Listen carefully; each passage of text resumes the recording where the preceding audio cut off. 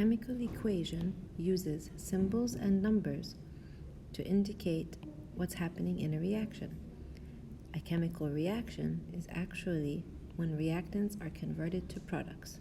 An example of a chemical reaction is burning magnesium. You can see in this image that I have a piece of magnesium, here it is, and I want to burn it. That's a chemical reaction.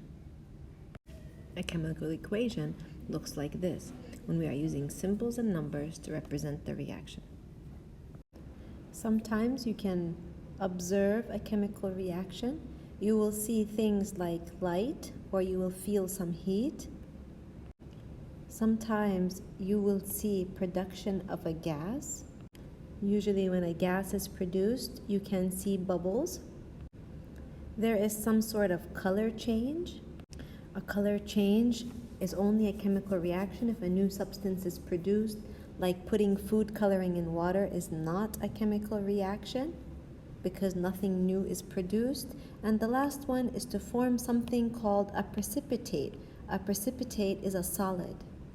If you look carefully here at this picture, you can see there's a precipitate being formed. There's like a solid that's collecting at the bottom of the beaker. This is a precipitate. These are the 4 signs that a chemical reaction is taking place. In a chemical equation, we always have something called the reactants and the products.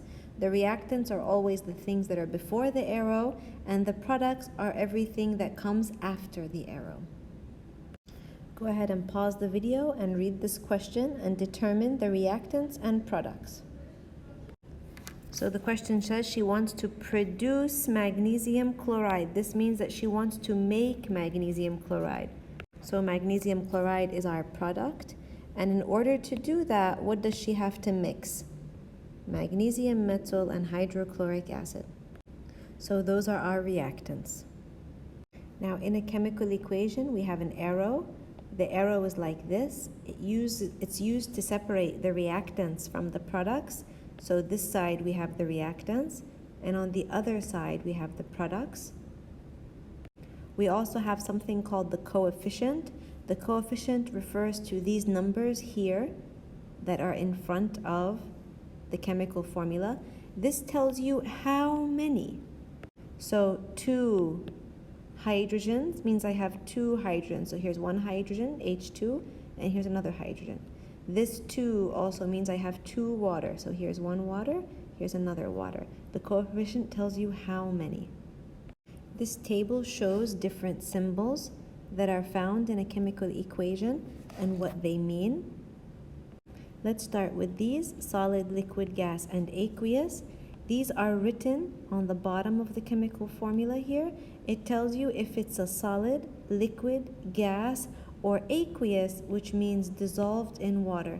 So here you can see that the magnesium is S, S is solid. If the arrow has a triangle on it, this means that you need to heat the reaction. So you can see that here that we've got this arrow. So this just simply means this reaction is heated. If you have an arrow with an X on it, this means that you're using a catalyst. A catalyst is something that makes the reaction go fast. If you just have an arrow, it means that you are going to make something, produce something, or yield. And if you have an arrow that goes 2 directions, this means the reaction is reversible. This means the reaction can go forward, also it can go backward.